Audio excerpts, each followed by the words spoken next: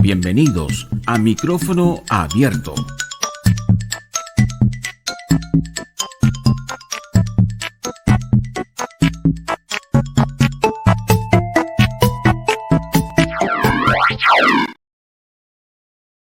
Bienvenidos y bienvenidas a otra edición de Micrófono Abierto a través de Alfa Radio. Poco a poco vamos avanzando en las horas, en los días en que llegará el momento de que los chilenos se vuelquen a las urnas para esta vez estar por el apruebo o rechazo. Esas son las opciones que se vienen a continuación en lo que es el proceso de lo que es la constitución de nuestro país.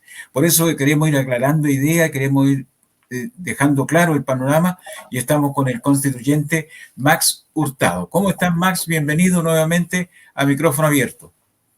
Hola, Joel, muy bien. Un gusto en saludarte, un gusto estar nuevamente con ustedes. Bueno, estamos a puertas, podríamos decirlo, de lo que será este gran desafío que tienen los chilenos de elegir por una nueva constitución o rechazar lo que está escrito, lo que se ha trabajado todo este tiempo. ¿Cómo está el trabajo que se está realizando? ¿En qué etapa están en estos momentos luego de estar en lo que fue el proceso de la copia que se hizo con mejor acceso de la Constitución? Estamos, bueno, no solo se acerca el plazo en el que todos los chilenos debemos pronunciarnos respecto de apruebo y rechazo en el plebiscito de salida, eso es el 4 de septiembre, sino que también se acerca el plazo de término de la convención propiamente tal. Nosotros estamos viviendo las últimas horas, literalmente. El 4 de julio ya vivimos la ceremonia final de clausura y de entrega del borrador al presidente de la República, quien tiene luego de eso la obligación constitucional de someterlo a plebiscito y eventualmente promulgarlo. Esperemos cuando se apruebe el 4 de septiembre. Nosotros estamos viviendo las horas previas a los últimos plenos. Este día jueves comienzan. Tendremos plenos para votar el preámbulo y la propuesta de armonización, que era a lo que tú te referías recién. Y con eso terminaría ya definitivamente el trabajo de la Convención Constitucional, seguramente el día 1 de julio y el día 4, luego de impreso ya los textos definitivos, etcétera, tendremos la ceremonia en la que le entregaremos el borrador a la primera autoridad del país para que pueda divulgarse, pueda compartirse y someterse finalmente al plebiscito ratificatorio el 4 de septiembre. Esa es la etapa en la que estamos. Nos quedan los últimos plenos. Joel.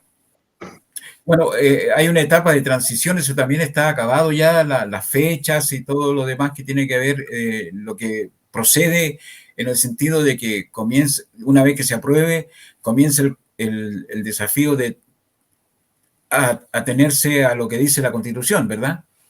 Sí, efectivamente la etapa de discusión de normas transitorias también concluyó, se someten a la misma ratificación el 4 de septiembre y ahora finalmente también se armonizaron para someterlas a la última votación durante este pleno, pero al menos la discusión, la deliberación propiamente tal ya está definida.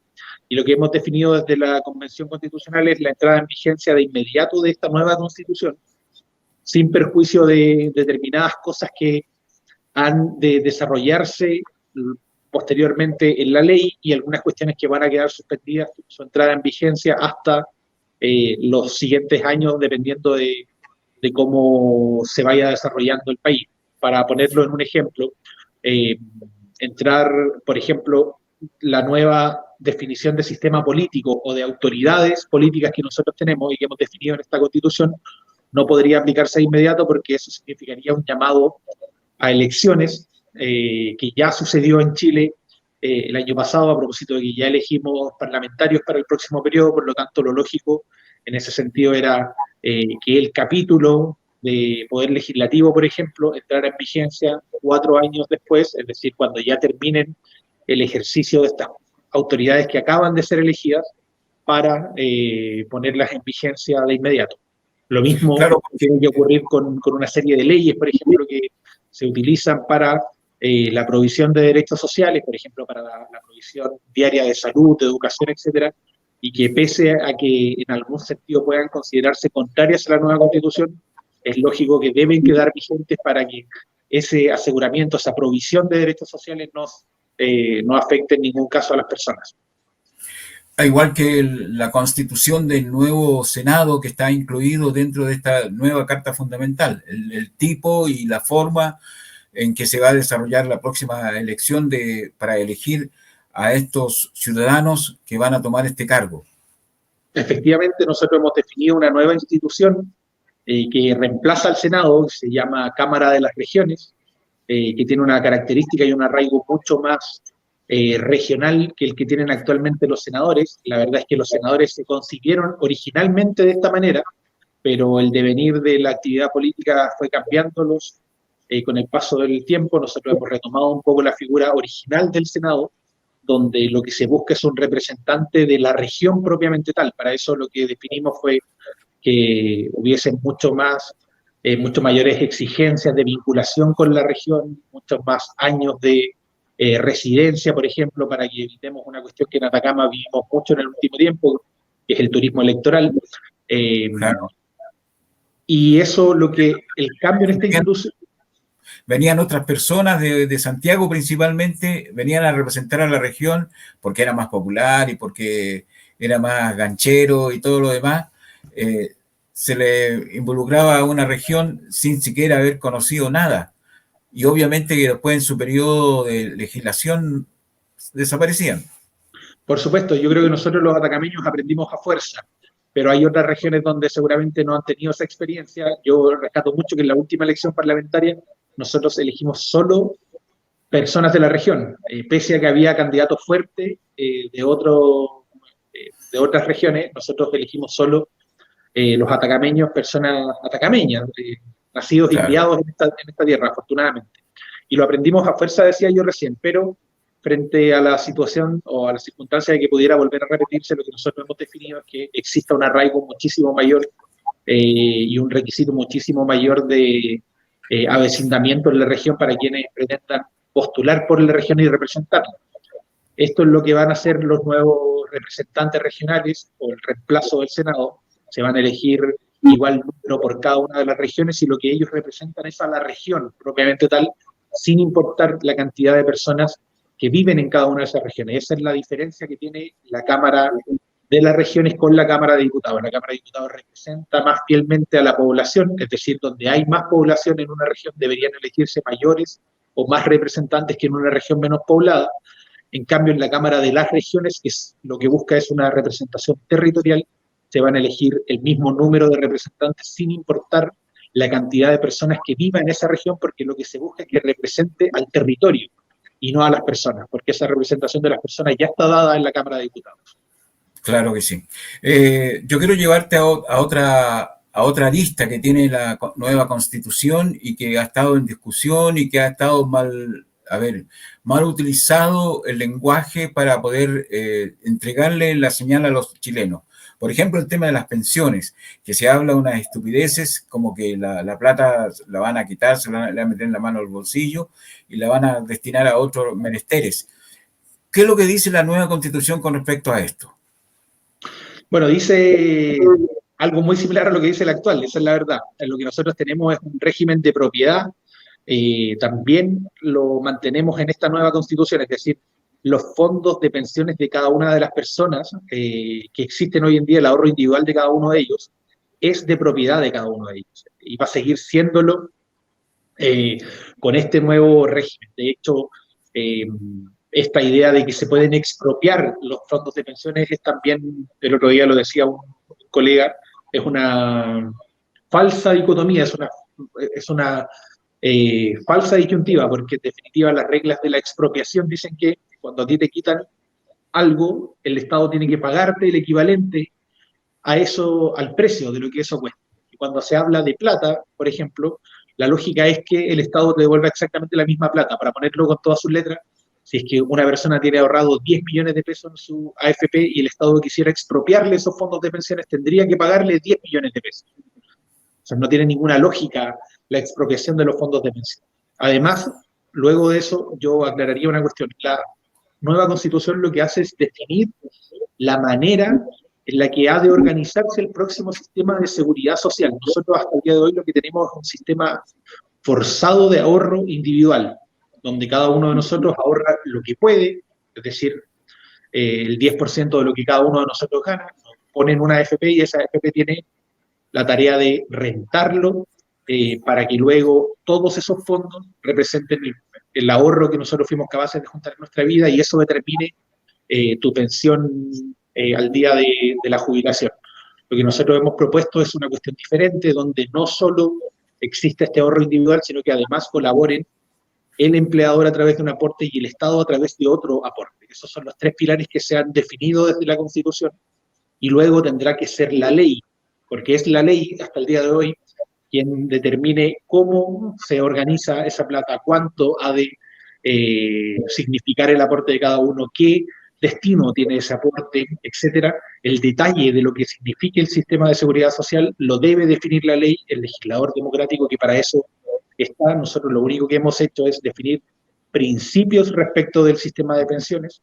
Ya lo decía recién yo, que existan al menos estos tres aportes y que el sistema de pensiones busque otorgar pensiones dignas para todos y que sean suficientes para la subsistencia en nuestro país. Esas son las definiciones que nosotros hemos tomado. El resto de las definiciones tendrá que tomarlas la ley, el legislador, el Congreso Nacional el día de mañana.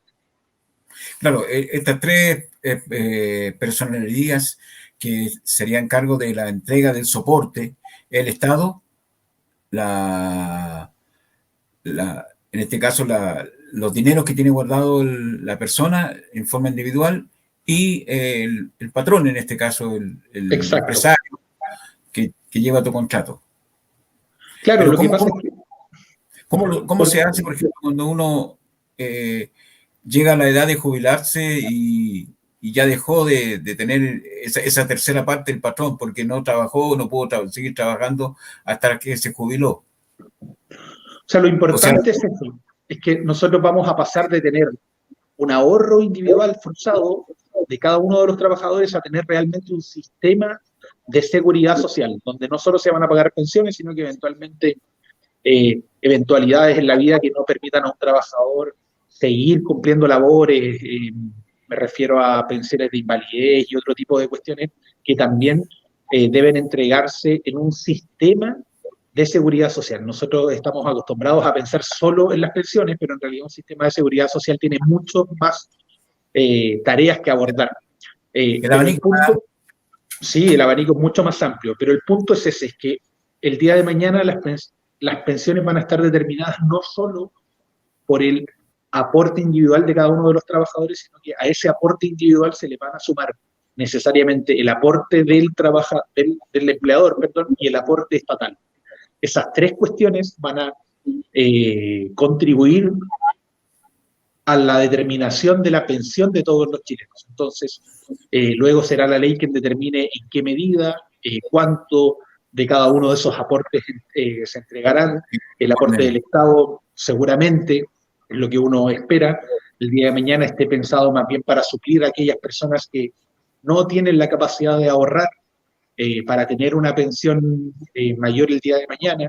El aporte del empleador tendrá que ir una parte a hacer solidaridad, una parte distinta tendrá que ir a engrosar el fondo individual de cada uno de los trabajadores, etcétera. Esas definiciones tendrá que tomarlas la ley, pero lo que nosotros buscamos es establecer un sistema que funcione y que con el aporte de estas tres pilares pueda el día de mañana tener muchos más recursos para poder otorgar mejores pensiones, que es lo que todos buscamos finalmente.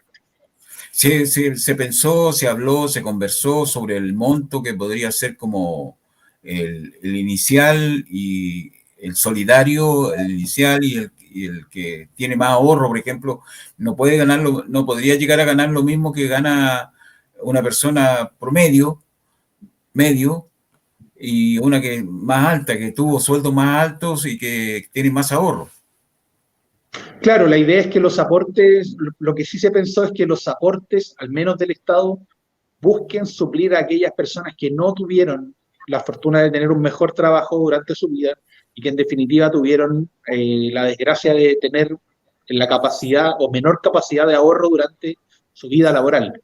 ese es el concepto básico, al menos, de hacer solidaridad respecto de los fondos del Estado. Lo que entendemos, sí, es que si bien esta definición está pendiente para el legislador, lo que debería suceder es que en caso alguno las pensiones sean, perdón, en caso alguno los fondos individuales sean destinados a una cuestión distinta de proveer pensiones a sus propietarios, es decir, los aportes del empleador y del trabajador deberían, perdón, del empleador y del Estado deberían complementar el aporte del trabajador, pero en caso alguno considerarse ese aporte del trabajador como solidario para otros trabajadores. Es decir, lo que buscamos es que con estos dos pilares extras se aporten nuevos dineros para que los trabajadores tengan mejores pensiones de las que tienen hoy en día y en caso alguno peores. Claro, en otro tema, porque este tema también lo estuvimos desarrollando con el señor Mesina, que también nos clarificó el tema del aporte solidario y la cuestión final del monto que recibiría la persona más o menos, sin valores, pero sí más o menos cómo es congruente todo lo que se llega a ese valor final. El otro tema que preocupa y que también está tergiversado es el tema de la educación de nuestros hijos, nuestros niños. Al final, ¿el Estado es el que se hace cargo de toda la educación o también va a existir otro tipo de educación? Van a haber dos tipos de educación. Sí, sí, no sin lugar a dudas. No, por supuesto. Van a existir los mismos tipos de educación que existen hoy en día. Es decir, por una parte van a haber establecimientos públicos, establecimientos privados, propiamente tal, donde la administración de esos establecimientos no corresponde al Estado, pero sí la supervigilancia de lo que allí se realiza tal como existe hoy en día, y el mixto entre ambas cuestiones, que es lo que nosotros conocemos como colegios particulares subvencionados, que también se recogen en esta nueva Constitución, pero que a diferencia de lo que sucede hoy en día, se integran todos en un sistema nacional de educación, que luego tendrá que determinar cómo han de integrarse, cómo han de funcionar los privados, y para estar dentro del sistema nacional de educación, y por cierto, para tener acceso al financiamiento hay que cumplir una serie de requisitos, entre ellos no tener fines de lucro, porque nosotros entendemos que el lucro o la búsqueda de utilidades en la educación lo único que hace es desdibujar el objetivo de la educación, hace que en definitiva un sostenedor de un colegio tenga muchas veces que optar entre pagar un mejor sueldo para un profesor o ganar más plata. Por lo tanto, cuando existe esa disyuntiva entre contratar un buen profesor o recibir más dinero a fin de mes, por cierto que se desdibuja el sentido de la educación. Así que, junto a esos requisitos de no tener lucro y a otros requisitos más, lo que se busca es generar un sistema nacional de educación donde se integren los colegios particulares subvencionados y los colegios públicos para proveer de educación a nuestros niños. Por cierto que esto significa una inyección importante en la educación pública, en todos los niveles, me refiero a preescolar, escolar, enseñanza media y también educación superior, porque finalmente lo que nosotros entendemos y lo que dice la cifra es que la mayoría de los chilenos lo que hacen es optar por la educación pública. Nosotros en Atacama lo vivimos permanentemente. Por ejemplo, la educación superior está marcada predominantemente por la única universidad que existe a 400 kilómetros a la redonda, que es nuestra Universidad de Atacama. Entonces, una definición de educación tenía que partir, por cierto, por el fortalecimiento de la educación pública. Claro que sí. Otro tema que la gente también se alarmó cuando se lanzó fue el tema de la razón de Estado, es decir, cómo se constituye el Estado de Chile con este cambio.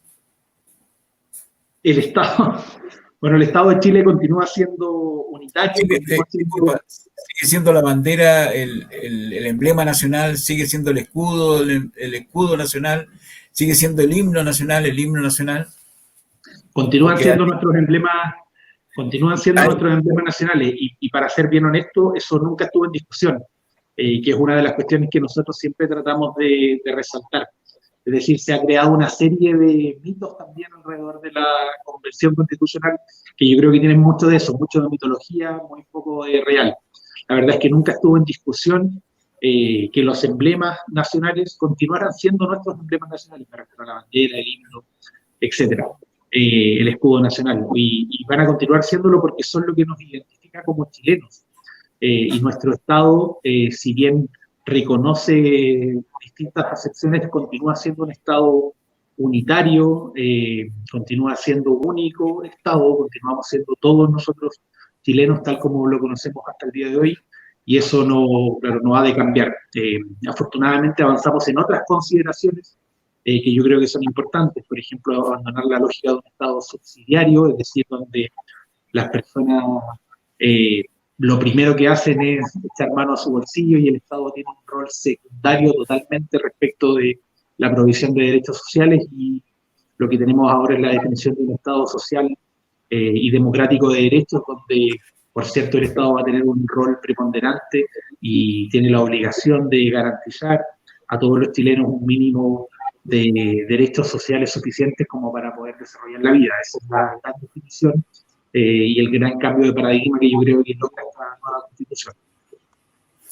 Bueno, ahí está como descrito el cordón que une extremo a extremo la Constitución nueva que se viene para nuestro país. Esta va a ser presentada luego, entregada al presidente en la reunión con los expresidentes también, ¿cierto? Sí, se ha invitado a los expresidentes a la ceremonia de término y de entrega del borrador de la nueva Constitución. Ahí hemos recibido ya confirmación de uno, excusa de otro, para asistir a esta ceremonia. Lo cierto es que el día 4 de septiembre tenemos la ceremonia de finalización, donde lo importante, más allá de la asistencia de una u otra autoridad o exautoridad, está en el fin del proceso, en la entrega formal del borrador de nueva Constitución para que pueda ser difundido y sometido a plebiscito. Y yo me quedaría finalmente con eso, con la idea de que pese a todas las circunstancias adversas que tuvo esta convención, fue capaz de cumplir con el mandato en el tiempo que se nos dio para tener hoy en día una propuesta robusta de nueva Constitución que yo espero los chilenos sean capaces de refrendar el 4 de septiembre en su mayoría. Claro, queda menos de un mes, la mitad de un mes para que culmine el trabajo propiamente tal, y yo quiero, a nombre de mucha gente de Atacama, agradecer el trabajo que tú hiciste en representación de todos nosotros, los atacameños. Por algo se te eligió, así que muy buena representación, Max. Un abrazo grande, que tu trabajo sea aprobado, por supuesto. No, muchas gracias, Joel. Para quienes somos de Atacama, yo lo digo siempre, es un orgullo representar a nuestra región. Nos acostumbramos, lo hablábamos recién, a que muchas veces nos representaran personas que no son de la región de Atacama. Yo creo que afortunadamente hemos ido abandonando esa lógica. Y para quienes queremos esta tierra, para quienes nos consideramos mineros, para quienes nos criamos en nuestras comunas, etcétera, es un orgullo representar siempre a nuestra región, y tratamos de hacer el mejor esfuerzo posible para que especialmente la calidad de vida de las y los atacameños se vea mejorada con esta nueva Constitución. Y yo creo que, sin lugar a dudas, ese era el objetivo de la mayoría de los constituyentes de nuestra región, y lo sacamos adelante. Esperamos ahora contar con el apoyo de la ciudadanía para poder refrendar, como decía antes, este texto constitucional y abandonar definitivamente la lógica subsidiaria y entrar a un nuevo Chile con un nuevo orden constitucional. Bueno, un abrazo grandote, nos despedimos. Quizás tendremos la oportunidad de compartir antes del plebiscito. A lo mejor otro llamado podemos hacerte para poder establecer otro contacto. Muchas gracias, Max Hurtado, constituyente, que nos acompañó en esta oportunidad, durante todo el periodo, lo que fue el proceso de la constituyente que se realizó en nuestro país. Gracias, Maximiliano. Un abrazo, Joel, que esté muy bien. Hasta pronto.